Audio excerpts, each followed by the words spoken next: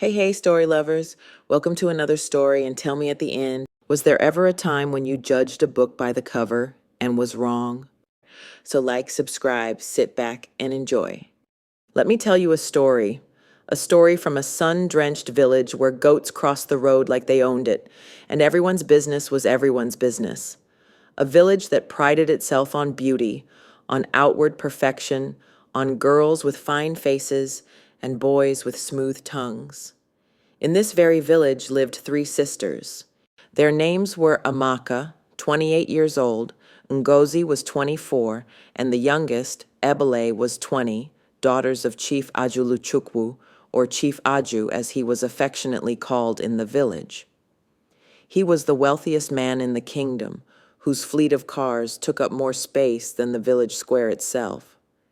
His house had more rooms than most people had relatives. His land stretched so wide, even the wind got tired crossing it. But none of that mattered. Because the villagers didn't care about their father's riches. No. They only cared about one thing, that the girls in their minds were ugly. Ugly in the way that made people wince and whisper when they passed. Ugly in the way that market women used their names as insults. Better marry now before you end up like those gremlins. Unfortunately, that's what they were called, the Gremlin sisters. Amaka, the eldest, was tall with a deep voice and a heavy brow. Ngozi, the second, had eyes that never sat quite still and an overly large forehead. And Ebele, the youngest, had a buck-toothed smile and walked with a little limp after a childhood fever. Behind the sneers and the whispers, behind the laughter and mockery, there lived a house full of warmth, love, and sisterhood. The girls, oh, they loved each other fiercely. They laughed loud and late into the night, braided each other's hair, danced in the kitchen while the rice boiled, cried when suitors left without saying goodbye. They teased Amaka for being too serious. They scolded Ngozi for always stirring drama. And they tried, again and again, to stop Ebele from believing in foolish things like love at first sight. But Ebele was a dreamer. She often sat by the window, staring at the palace gates in the distance, where the prince and his convoy of black jeeps passed by. She would sigh and whisper, "Maybe he'll see me one day, the real me." Her sisters rolled their eyes. "He won't, and even if he did, he wouldn't look twice. Forget him." Still, she watched. Suitors came now and then, tall men, short men, rich men, poor ones pretending. They came not to court but to collect, to see if maybe, just maybe, they could endure one sister long enough to inherit Chief Ajuluchukwu's wealth. But they never stayed. There was always an excuse. "She's too loud, too awkward. Not really my type." One even had the audacity to tell their father, "I could never marry a girl who looks like that. My mother would die of embarrassment." And the few who were willing to marry the sisters, they were quickly exposed for the frauds they were. Once Amaka, thinking she had finally found someone genuine, overheard her fiancé the night before their wedding. He was on the phone, unaware she was standing just outside the door. "Bro, if not for the father's wealth, I would have run a mile. She disgusts me. It's like I'm marrying a linebacker. But I'll do what I have to do to secure Chief Aju's money. Once that's done, I'll kick all three of them out. I just need to get through this clown circus of a wedding." They heard every word. Amaka stood frozen. Her heart didn't just break, it shattered. But no matter how hard it was, they never let the world see them break. And through it all, their father, strong, proud, stubborn Chief Aju, remained their rock. "Let them laugh," he'd say. "They see skin, I see spirit, and one day the world will see the queens that you are." But that day had not yet come. Not when the market women still hissed when they passed. Not when boys at the gate called out, "Gremlin 1, Gremlin 2, where's number 3?" not when even their housemaids whispered, "Those poor cursed girls," and especially not when Prince Ugo, the vainest man alive, announced that he was looking for a wife. Now, Prince Ugo, where do we begin? Now, don't get me wrong, Prince Ugo was fine, too fine for his own good. His skin gleamed like polished bronze. His teeth were so white birds mistook them for chalk. And his hairline? Ha! It was so perfect, the village barbers used his headshot as advertising. He walked like the ground was lucky to touch his feet. He spoke as if every word deserved applause. And he believed, no, he knew, that every woman wanted him. And in truth, many did. He had become something of a myth in the region. Photo shoots in silk agbadas, newspaper spreads with headlines like, "Our Golden Prince shines again." Young girls collected pictures of him. Mothers dreamed of marrying him into their families. And palace guards said he even kissed his own reflection before bed each night. But while he had charm and certainly had confidence, he had one fatal flaw. He believed beauty was everything, and he thought himself the definition of it. So when it was announced that Prince Ugo was finally looking for a bride, the village nearly exploded. The palace issued a royal decree. By order of His Royal Highness Prince Ugo, all maidens of marriageable age in the kingdom are hereby invited to the royal showcase. Come prepared to dance, sing, or display any God-given beauty or talent. The chosen one shall be crowned the future queen. Posters went up, dancers practiced, singers rehearsed, salons were booked out for days. Even the goats seemed to walk straighter that week. In the house of Chief Aju, the news hit like a thunderclap. Amaka scoffed. "A beauty contest? He wants a wife or a model?" Ngozi laughed. "Let me enter with a pot of soup. That's a talent too, no?" But Ebelet's eyes lit up. Her heart skipped. Her lips parted.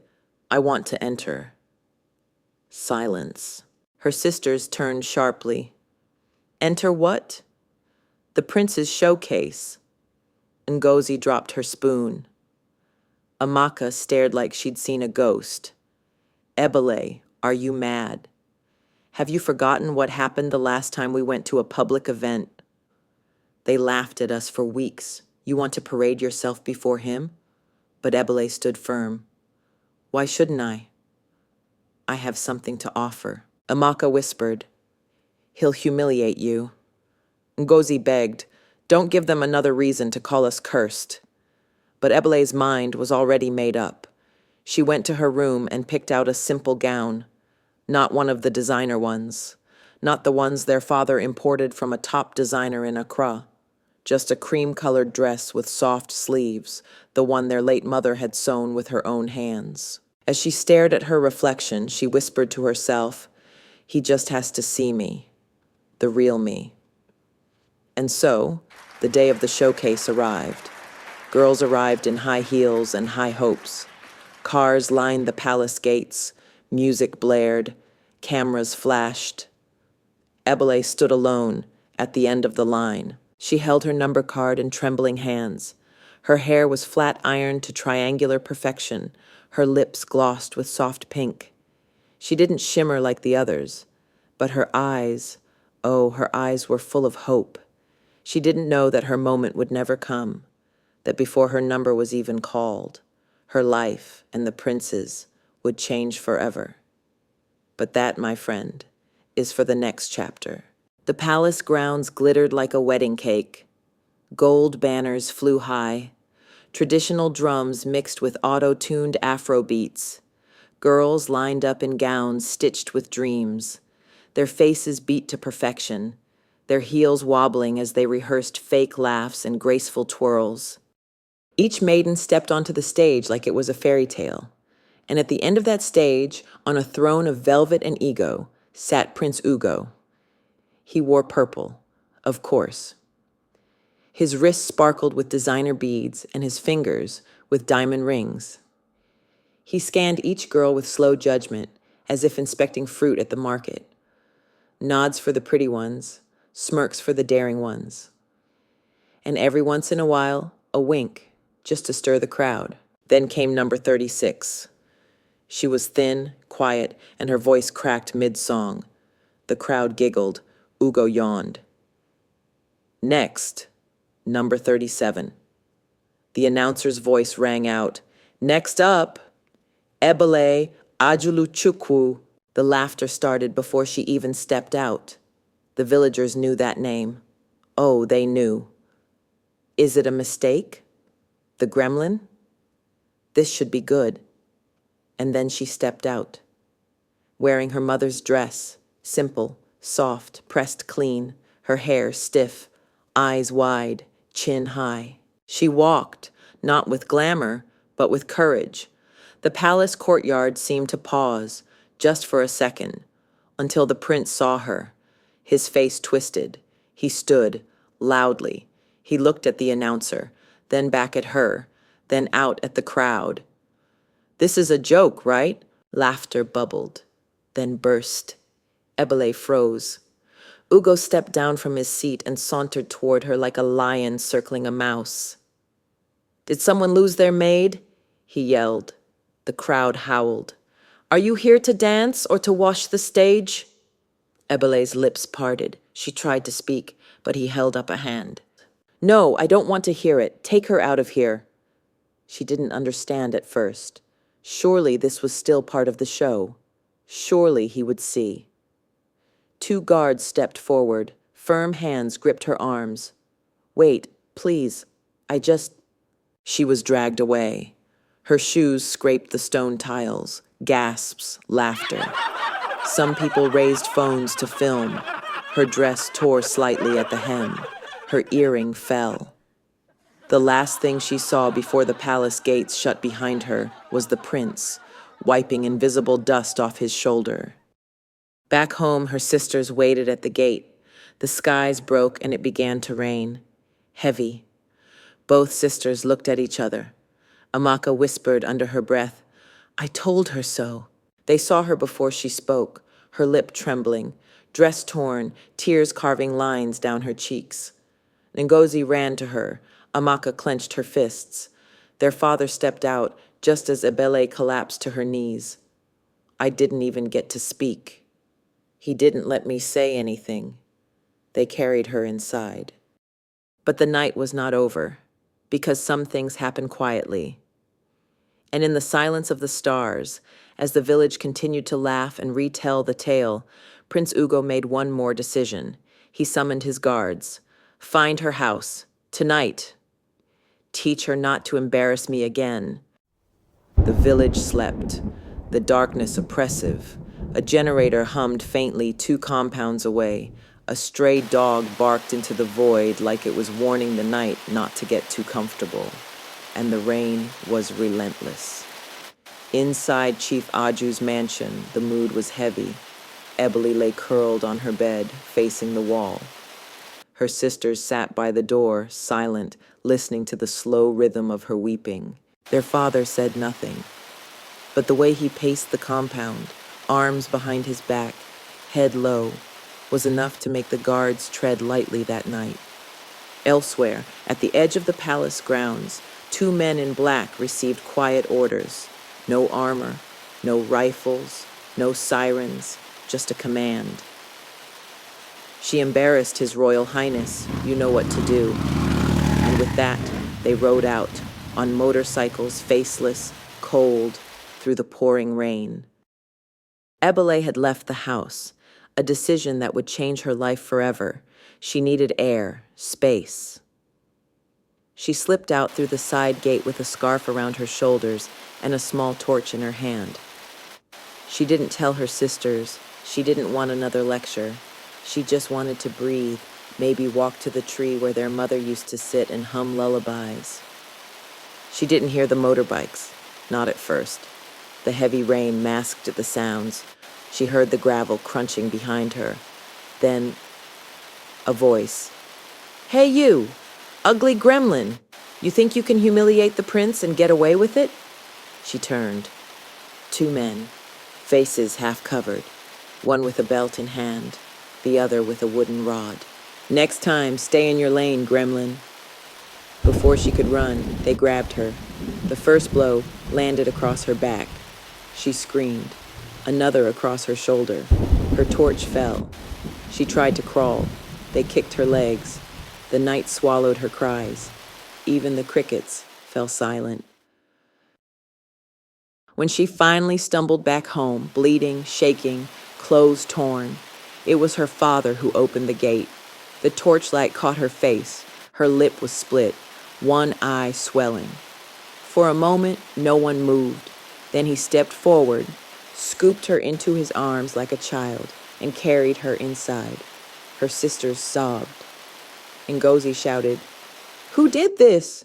Amaka muttered, "We should have stopped her. We should have..." But Chief UglyGremlin said nothing, not a word. He laid Eblet gently on the couch, covered her in a shawl. Then he turned, tied his wrapper tighter, adjusted his watch, picked up his car keys, and walked out. The palace guards weren't expecting visitors, and certainly not at that hour. So when Chief UglyGremlin's car tore through the front gate like it had royal blood, they knew something serious had happened. The man didn't wait to be announced. He didn't wait to be seated. He marched through the palace corridors, past startled guards, past ministers and servants, until he stood, uninvited, before the king. The king rose slowly, robes rustling as he steadied his crown. "Chief UglyGremlin, to what do I owe—" "Your son," the chief cut in, "sent men to beat my daughter." What? Not only did he humiliate her in front of the entire village, he sent guards to assault her. She is in my house right now, bruised, bleeding, and shivering. The king stepped back slightly. He looked to one of his aides who was already fidgeting nervously. There was no denying it, no spinning it. UglyGremlin's voice dropped lower, calm, deadly. "I want justice, not pity, not protocol, justice." Then he stepped forward, eyes locked, voice sharp. "Or I will reduce you to a king with no kingdom." The king's lips parted, but the chief was not finished. He lifted one finger. "Let me remind you, my king." The words caught in his throat with disgust. When your palace roof collapsed during the flood of '09, who paid to rebuild it? When your army ran out of weapons during the border crisis, who supplied them, quietly and without paperwork? When your son was caught with that diplomat's daughter in Abuja, who made the scandal disappear overnight?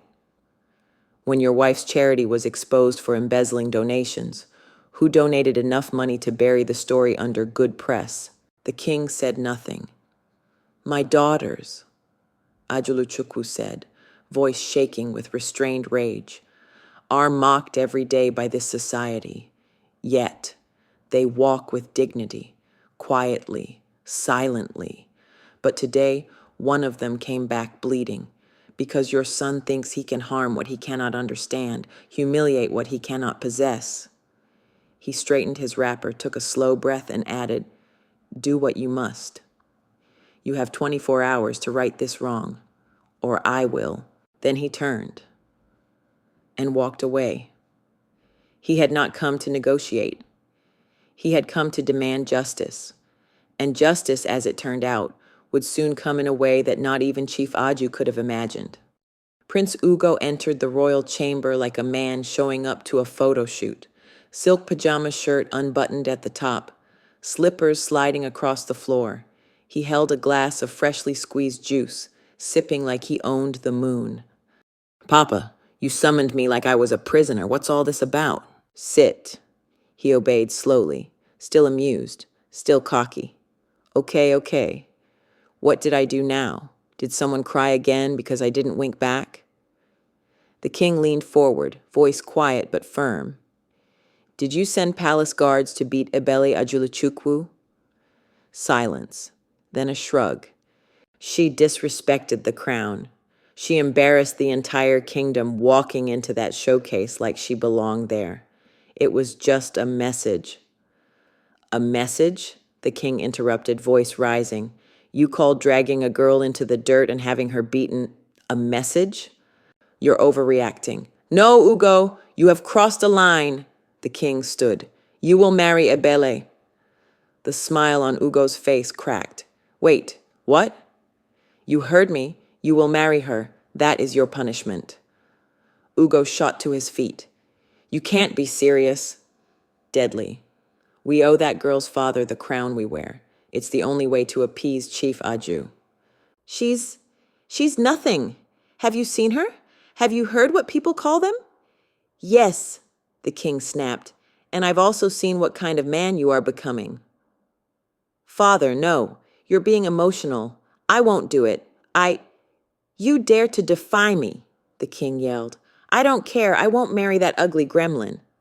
Then you'll marry Ebele and her sister Ngozi. Ugo froze. Papa. Keep going, Ugo, the king growled, and I'll add Amaka too. All three? Ugo shouted. Are you trying to ruin my life? You ruined a girl's dignity. You turned the palace into a circus. You carry yourself like a peacock, forgetting the wind that keeps your feathers high. In fact, it is decided. You will marry all three of Chief Aju's daughters. He stepped down from the throne. I married 5 wives. You can marry 3. All the wealth you flaunt, the comfort, the private cars, the designer clothes, that girl's father made it possible. When this kingdom was sinking, it was Chief Ajuluchukwu who poured in his fortune to raise you like a prince. And this is how you repay him? Ugo's breathing quickened. I won't do it. I won't be forced into this madness. Then let me make it simple, the king said, voice like stone. Marry all 3 sisters, or I will denounce you as heir. I will strike your name from the royal bloodline, and every ounce of comfort you enjoy will vanish by morning. Silence fell like a blade. Even the walls of the chamber seemed to draw closer. You have until sunrise to make the announcement that you have decided on the future queen of this land. The king turned and walked away, robes flowing, heart steady. Behind him, Prince Ugo stood frozen. For the first time in his life, he had been told no. And for the first time, it actually mattered.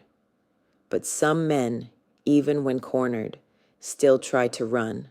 And that, my friend, brings us to the next chapter. Inside his royal suite, he moved with smug precision. Pressed white shirts, cologne, 2 gold watches, 3 bundles of cash, 1 passport. Let Papa fume, he muttered, folding his silk scarf. He'll come to his senses. He always does. He grabbed his designer travel bag and admired himself in the mirror. I am the heir to this kingdom. He's not going to throw that away over some village girls. He rolled his eyes at the thought of them. Ebele, Ngozi, and Amaka? Oh, hell no. Gremlins, the word made him smile. Not a warm smile, a self-satisfied smirk. I'm doing Papa a favor by not marrying them. Let's all calm down. He exited the palace through a side gate just past midnight. No one stopped him. No one questioned it, which only fed his belief that he was untouchable. He slid behind the wheel of his matte black SUV, adjusted the mirror, and whispered, I'll go to Abuja, or Ghana, maybe Cape Town. Let the storm pass. Then I'll return. No wedding, no apologies, just business as usual. He put on his sunglasses at night and stepped on the gas. He'll huff and puff, he said with a chuckle. Then he'll calm down. He always does. At the altar, Prince Ugo stood like a man attending his own funeral. His outfit was flawless. White agbada with royal embroidery, beads, captain-polished shoes. But nothing could polish his expression. What kind of joke is this? He muttered to himself. I should be in Dubai, not here, not with them. The whispers from the crowd hit like tiny daggers. So quiet today. Is that fear or shame on his face? Maybe both. The sun shone that day like never before. In fact, ever since the prince announced he was marrying Chief Aju's daughters, the sun hadn't stopped shining, only going to sleep at night, just to rise each morning and blaze even brighter. It was the kind of wedding people would talk about for generations. No one in the kingdom expected it to be this grand. They thought the wedding would be a rushed affair, whispers in a courtroom, maybe a signature behind closed doors, a quiet ceremony to end a loud scandal. But Chief Ajuluchukwu did not raise his daughters in shame, and he would not see them handed over like apology notes. If they must enter this palace, he told the wedding planners, they will arrive like queens. And so he gave the kingdom a spectacle. The palace courtyard became a living canvas, white canopies with gold trim, fresh orchids on every table, high life bands warming up beside French violinists. Every guest was gifted a gold embossed fan and a seat cushion thicker than some people's mattresses. The kingdom's elite arrived in agbadas that could block the sun. Influencers came just to post. Politicians came to be seen. And the villagers, they came for justice with jollof. 3 wives, some whispered. I don't know whether to laugh or cry. Others mocked. The bridal convoy arrived in style. 3 shimmering white SUVs gliding in behind a mounted police escort. Amaka stepped out first, tall, regal, jaw tight. Inside, she was boiling. I will never forgive father for this, she thought as she looked into the crowd to find her father. But as the camera flashes hit her face, she forced stillness. Well, on the bright side, at least now, we can protect Eblet, keep an eye on her. She still thinks this is love. She folded her arms. Let him try anything with her again, and I'll snap him in half. The thought made her smile. On the inside. Ngozi came next, eyes sharp, smirk present, arms swinging with calculated ease. This prince thinks we're a punishment. He has no idea we're the real reckoning. She looked around at the crowd, half smiling at a reporter she didn't like. I may not like the groom, but I love the view from the palace. She adjusted her earrings, narrowed her eyes at the altar, and whispered under her breath, Smile, Ugo. The cameras are watching. Then came Eblet. She stepped out slowly, as if walking into a dream. Her gown shimmered, hand-sewn with tiny gold beads. Her veil flowed behind her like mist over water. She looked delicate, radiant, young. She didn't see the judgment in the crowd. She didn't hear the pity. All she heard were his words from earlier that morning, when a royal press officer forced him to speak. I regret any harm I may have caused. Most people laughed at the statement, but not Eblet. To her, it was everything. He didn't have to say anything, she had whispered, staring at herself in the mirror. But he did. He saw me. Her sisters had exchanged worried glances, but said nothing. And now, at the palace gates, Ebele turned to them and smiled. Can you believe it? I'm marrying him. Amaka looked away. Ngozi forced a nod. The vows were read. The priest paused, eyes bouncing from groom to brides. Do you, Prince Ugo, take Amaka, Ngozi, and Ebele? Yes. It was barely a whisper. Someone in the crowd snorted. The priest repeated the question, louder. Ugo repeated it too, louder, but not braver. Yes. The sisters answered one by one. Amaka, I do. Ngozi, I do. Ebele, I do. Ebele smiled the whole time. Under the grand canopy, the king watched, expression firm, voice silent, justice delivered. Beside him, Chief Ajuluchukwu reclined in deep blue agbada, sunglasses gleaming. He didn't clap, he didn't blink. He simply watched his daughters take their places, not as victims, but as women standing tall in the face of a kingdom that once mocked them. There was music, there was dancing, but the groom barely moved.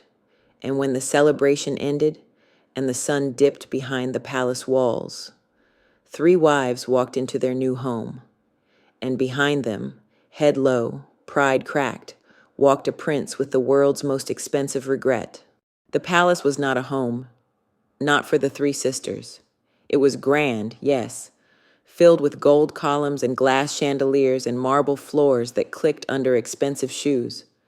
But behind the glitter was coldness, walls that listened, eyes that judged, doors that stayed shut.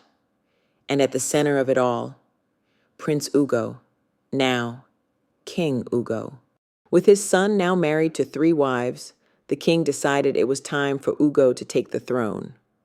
Without much ceremony, he stepped down and vanished, leaving King Ugo, and his wives to rule the kingdom. Some whispered the old king had fled in shame. Whatever the truth, one thing was clear.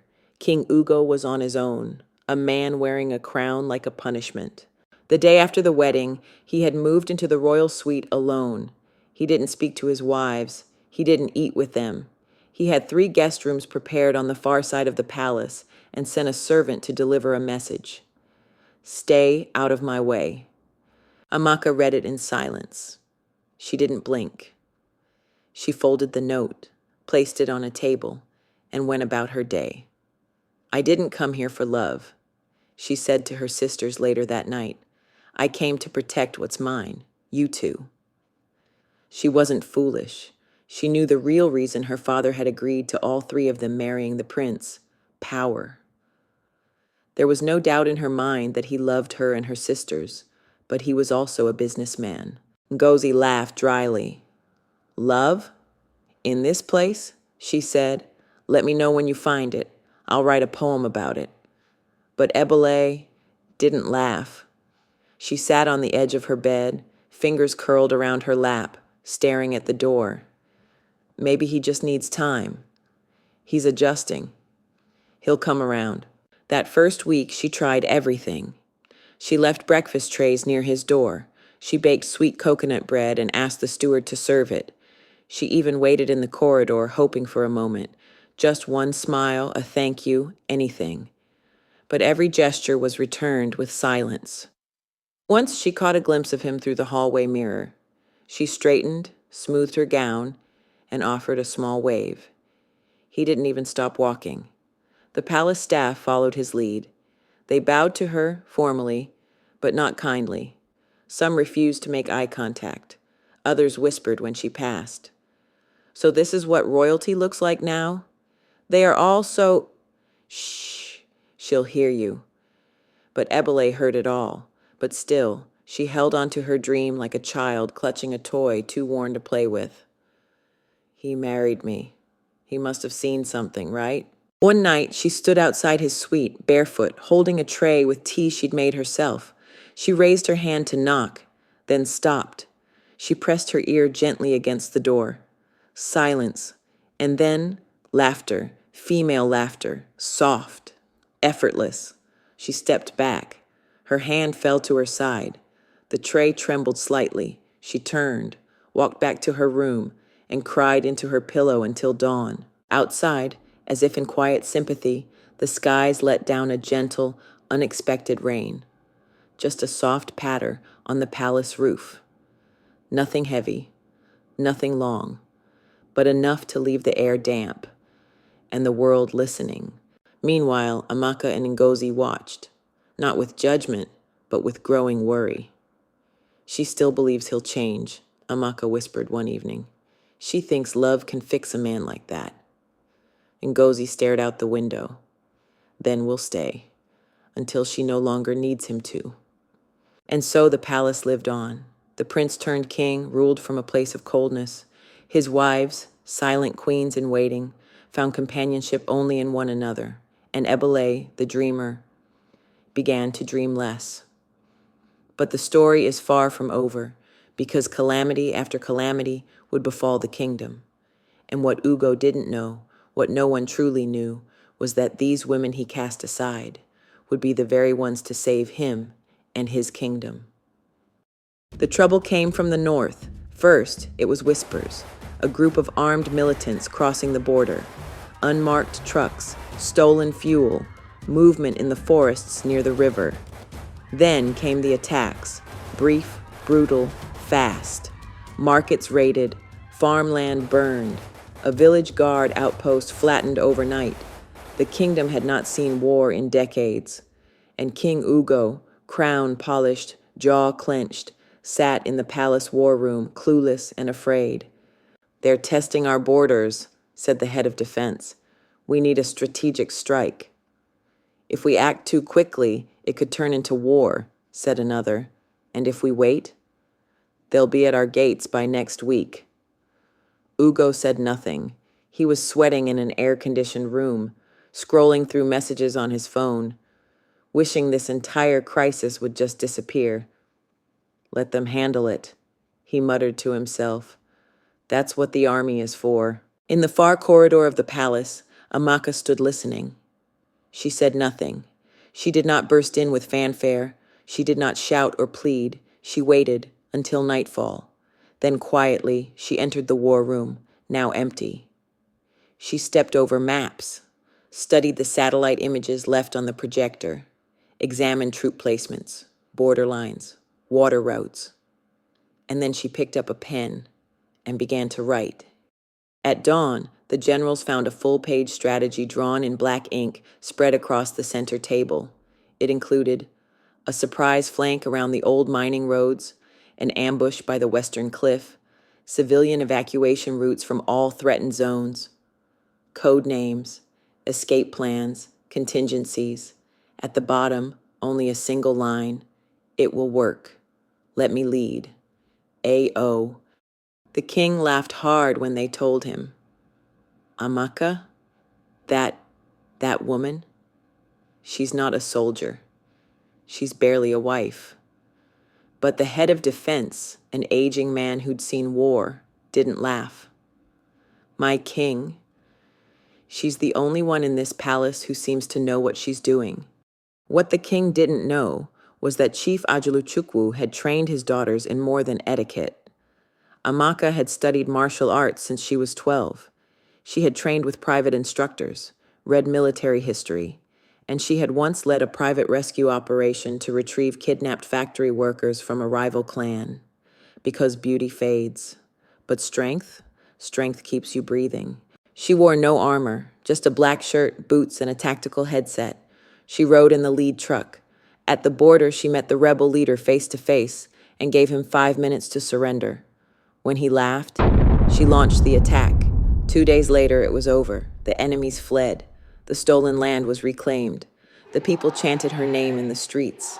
Amaka the Unbreakable, the warrior queen.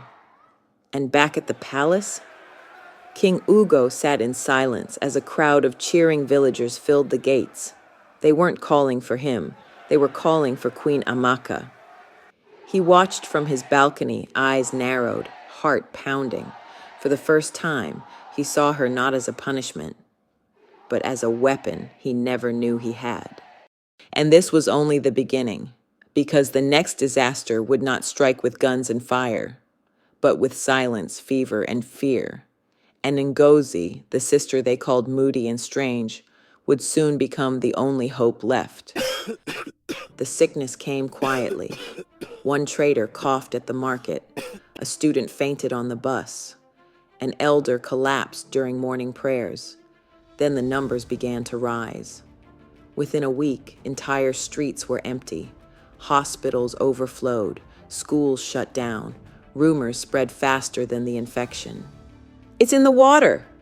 It's punishment for the king's sins. The gods are angry again." The kingdom was afraid. And King Ugo? He was gone. The moment news of the outbreak reached the palace, he packed his bags and left for his father's estate in the hills. "It's temporary," he told his advisors. "But my king, the people need you," one advisor said. "I can't lead if I'm dead." Ugo snapped. He didn't say goodbye to his wives. He didn't leave a plan. He just vanished. The palace fell into chaos. Servants stopped showing up. Soldiers locked themselves in the barracks. No one was in charge, except for Ngozi. Her sisters were worried, especially Eblet, who feared the illness might reach the palace walls. But Ngozi wasn't afraid, because long before she became the king's wife, long before the village called her ugly or mocked her forehead, she was her mother's daughter. Their mother had died giving birth to Eblet, but before that, she had been a renowned herbalist, known across the land for her remedies, her wisdom, and her way with plants. While Amaka trained in combat beside their father, Ngozi sat at her mother's knee, crushing leaves, boiling roots, writing recipes in a little red book she kept hidden under her bed. And after their mother died, Ngozi didn't stop. She traveled across towns and regions, learning from village elders, rural healers, and modern herbal scientists, collecting knowledge like coins, one cure at a time. Beauty fades, her father used to say, but wisdom feeds generations. Now, standing in the east wing of the palace where the sick were being turned away, Ngozi pulled her scarf over her head and stepped inside. "You can't go in there, my queen," a guard shouted. "I've studied worse than fever," she said. And she had. She organized what others had abandoned. She grouped the sick by symptoms. She created isolation zones with ventilation. She crushed charcoal, neem, and bitter leaf into bitter healing tonics. She wrote protocols. She trained returning nurses. She boiled herbs with ash, salt, and prayer. She worked day and night, refusing to sleep more than 2 hours at a time. And when the nurses who had fled returned, ashamed and shaky, Ngozi didn't scold them. She handed them gloves and said, "Get to work. These people need us." Word spread fast that one of the Gremlin wives had taken control of the outbreak, that the king had fled, but the queen had stayed, that people were recovering under her care. By the second week, villagers began to gather outside the palace. Some brought food. Others brought their sick. A few came just to bow. "She saved my mother. She gave my son medicine." We used to laugh at her face, but look at her heart. They called her Ngozi the healer, the hands of mercy. When the crisis finally passed, when the last tent came down and the last fever broke, Ngozi stood at the palace gates and washed her hands in silence. She looked thinner, tired, but strong. Someone in the crowd shouted, "May the gods bless our queen." The others joined in. And for the first time in her life, Ngozi smiled, not with sarcasm, but with quiet, earned pride. Far away, King Ugo sat in a leather chair, sipping imported wine, watching a blurry video of the crowd chanting his wife's name. He didn't say a word, but something inside him shifted, just a little. Still, there was one sister left, the youngest, the softest, the one the kingdom still whispered about. Her moment was coming, and it would not arrive with fire or fever, but with silence, with heartbreak, and with tears and a song. When Eblet declared she would never shed another tear for King Ugo after his complete disregard for her, no one realized just how devastating that vow would be for the kingdom. The rain stopped, not just for a few days, not for a season, but completely. The river that curved like a silver ribbon through the kingdom turned to dust. Crops wilted under a stubborn sun. The wells coughed up air. Children walked miles to fetch water, returning with nothing but cracked buckets. And the sky? The sky forgot how to weep. At first, no one panicked. It's just a dry spell. It'll pass. It always does. But then the markets emptied. The cassava turned brown in the ground. People began to whisper, "This is not normal. The gods are angry." And once again, the village did what villages always do. They went to the oracle. The oracle sat cross-legged beneath a sacred tree, eyes white with age, lips stained with kola nut. When they asked what was wrong, she said only this: "The land has closed its heart. Until the kingdom sees with new eyes, there will be no rain." At the palace, King Ugo was pacing. drinking a bottle of San Pellegrino water. He had returned weeks earlier, quietly, carefully, after Ngozi's name had cooled the fires of public shame. Now he walked the halls again, crown polished, voice sharp. But he had not changed, not truly. He gave speeches, blaming the drought on climate change. He barked that if the wells had run dry, people should drink bottled water. He held briefings, made announcements. But behind closed doors, he snapped at his guards and still refused to meet his wife's eyes. Eblet had not seen him in days. She no longer left tea at his door. She no longer hoped for smiles. She simply existed, quiet, faded. Sometimes she sat by the garden with her hands folded in her lap. Sometimes she sang to herself, soft, almost whispers. "He doesn't see me," she told Amaka one evening. "He never did," Amaka replied. Ebele looked down, "But I did everything right." Ngozi, folding herbs nearby, didn't look up. Love built on begging is not love. That night, Ebele crept to the edge of the palace where the dry river once danced. She stood barefoot on the cracked soil. The wind was hot, the sky stubborn. She looked up and whispered, "What more do you want from me?" There was no answer, just silence. And for the first time in her life, she felt it. That hollow ache behind her ribs, the shattering of hope. Not rage, not sadness, just emptiness. She walked back to her room slowly, and still she refused to cry, didn't speak. But something inside her had finally broken, not in defeat, in release. The next morning, the royal priest returned from the oracle's shrine, pale and trembling. "The gods have spoken." "And?" asked Ugo. "The kingdom is being punished for blindness. The land will not open until it is healed by what it once rejected." Ugo frowned. What nonsense is this?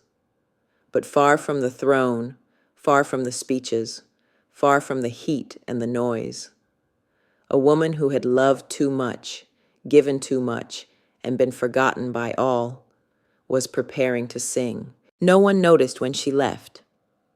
Ebele slipped out of the palace barefoot, wearing a simple wrapper and her mother's faded scarf around her head. No jewelry, no guards, no crown. She walked past the market, where people once laughed behind her back, past the shrine where the oracle had spoken in riddles, past the gate where her sisters had once begged her not to go to the prince's pageant. She walked until the ground grew dry and cracked beneath her, until she reached it, the riverbed. Once a place of life, now nothing but dust and silence. She sat on the bank and curled her knees to her chest. She knew she had to cry for the sake of the people, but her heart had gone past broken. There was no one to impress, no one to beg, no one to forgive her. Just the wind, dry and sharp.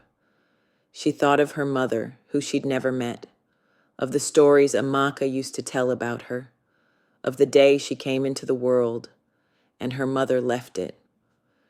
"Maybe that was my first curse," she whispered. "Maybe I was born unwanted." She closed her eyes, and then she did the one thing that had always brought her peace. She sang. This wasn't a performance, not this time. She had never gotten the chance to sing for the prince at the showcase, but now she would sing for herself and for her people. No words, just a song made of feeling. Her voice was soft at first, then stronger, then free, a lullaby to her mother, a hymn to her broken heart, a cry to the land. And as she sang, a single tear slipped down her cheek and hit the dust. Then, a drop of water landed beside it. She opened her eyes, looked up, another drop, and another, then thunder in the distance. And as she held the final note, clear and aching, the sky broke open. The rain came like an apology. It poured over the dead fields, the dry roofs, the empty wells.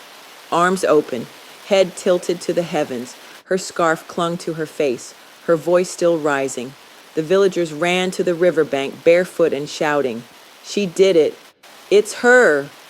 The youngest sister, the quiet one." They fell to their knees. Even the oracle came, staff trembling in hand. "She has the gift. She controls the weather," she whispered. "She is the most powerful of them all. The one who was overlooked is now the one who restores. Our queen is the gatekeeper of the skies." And it was true. From the moment Eblet was born, her sisters and her father knew she carried a powerful gift. They had kept it secret, hiding it from those who might try to destroy what they could never understand. Eblet always tried to wear a smile, no matter the hardship. But love had wiped that smile from her face, and in its place, it left only sorrow. But she could no longer stand by and watch the villagers suffer for her loveless marriage to the king, so she sang, her way of weeping, to end the drought. At the palace, King Ugo stood by the window. He had heard the shocking news of his wife's gift. He said nothing, just stared at the woman he had mocked, dismissed, and broke. She wasn't singing for him now. She wasn't asking for anything. She was simply being. And the world had bowed. The night Eblet had returned, dripping wet, eyes calm, he was waiting in the corridor. He opened his mouth, tried to speak, but she walked past him without a word. The land continued to rain for 3 days. The river filled again. The people danced. And at last, the kingdom was whole. All that remained was the final transformation, not of the land or the people, but of the man who once thought himself above it all. The prince turned king, and the woman who had become more powerful than a crown. The rain softened the kingdom. The people walked differently now, with gratitude, with humility. They greeted the palace gates not with gossip, but with gifts, baskets of fruit, calabashes of palm wine, folded letters of thanks, each one addressed the same, to the 3 queens. Long gone was the word gremlin to describe them. They were never seen that way anymore, and all it took was to look deeper into who the sisters really were. Amaka, the unbreakable, the warrior who fought for them when no one else could. Ngozi, the healer, the hands that cured what even science could not. And Eblet, the weather whisperer, the girl whose tears and voice opened the skies. King Ugo watched it all. He watched the people he once ruled from above now look past him, toward the women he had once mocked. He remembered their wedding, how he had rolled his eyes, how he had wished to die that day, how he had laughed, how he had thought he could run from them, outweight them, outshine them. And yet, here he was, king in title, but not in spirit. The true crown had passed to his wives, and it no longer glittered on one head, but was carried on 3 backs. He did not know when it happened, when he began to listen to Amaka's war council, when he started helping Ngozi sort supplies for the new clinic, when he stopped avoiding Ebele's eyes and started following her voice through the halls. But one morning, he joined her at the riverbank, not to speak, just to sit beside her. And when she sang, he finally understood what it meant to feel small and grateful. Years passed. The kingdom flourished. The droughts never returned. In the same season, the daughters of the 3 queens were born. 3 girls with fire in their bones and grace in their hearts. They were not beautiful by the world's old standards, but in the eyes of their father, King Ugo, they were radiant, and that was enough to make them feel powerful, bold, and unstoppable. The end. Hey, story lovers! So, what did you think about this story of judgments and judging a book by its cover? Prince Ugo learned that sometimes what's most precious about a person isn't what the eyes can see, but the heart they carry, the strength they show, and the love they give. True beauty doesn't shout. It reveals itself, slowly, quietly, powerfully. And now, a kingdom will never be the same again. So, go ahead and share this story with someone you feel needs to hear it. And until next time, thanks again for watching, and bye for now.